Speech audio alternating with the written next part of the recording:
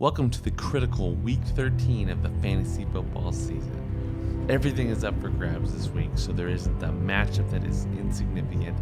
So let the games begin. There's a battle for last place. Mile High will need to extend his 3-game win streak to 4 by defeating Idiot's Revenge. If he loses, he's a lock for last place. If Mile High wins, he will need Chappie to lose to King Fantasy or Effin to lose to Spinal Tappers. If Mile High, Chappie, and Effin are all able to pull off their upsets this week, Mile High's best shot is for BRC to defeat RPM and for him to outscore RPM by 36 points. RPM just needs one of the bottom 3 teams to lose or to maintain his 36-point lead on Mile High to void last place. I spent some time with RPM on Thanksgiving, and despite his rough season, he appeared to be in good spirits. That wasn't the case when he had some alone time with Bobo. Apparently, he took out some aggression.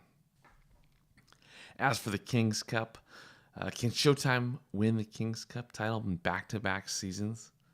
Despite scoring over 100 points in 10 out of 12 weeks, including 10 out of the last 11 weeks, King Fantasy is 50 points behind Showtime in the race for King's Cup, the MFL Points Championship. JL Showtime has scored 100 points or more in only 7 out of 12 weeks this season, but thanks to 2 record-setting weeks where he scored 176.20 in Week 4 and 167.04 in Week 9, he has built his 50-point lead heading into the final week. He is streaking into the playoffs by averaging 141.795 points per game over the past 4 weeks. JL Showtime is definitely the team to beat. As for the playoffs, the top 4 teams are locked into the playoffs. Week 13 will determine the seeding and award those highly sought-after top 2 spots that have the first-round byes. For the first time in the MFL's modern era, 4 teams are tied with the most wins heading into the final weekend of the regular season.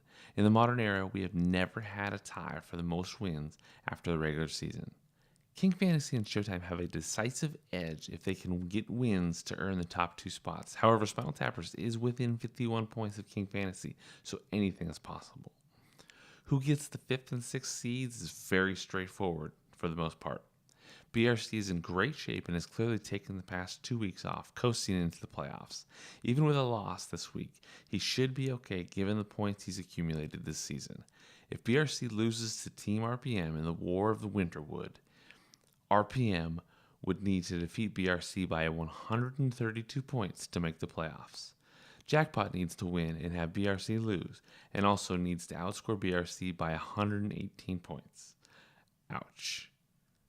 So the final spot comes down to the head-to-head matchup between Hall of Famers and Risky Business. It's a play-in game. The winner's in and the loser's out. Playoffs start in Week 13 for these two.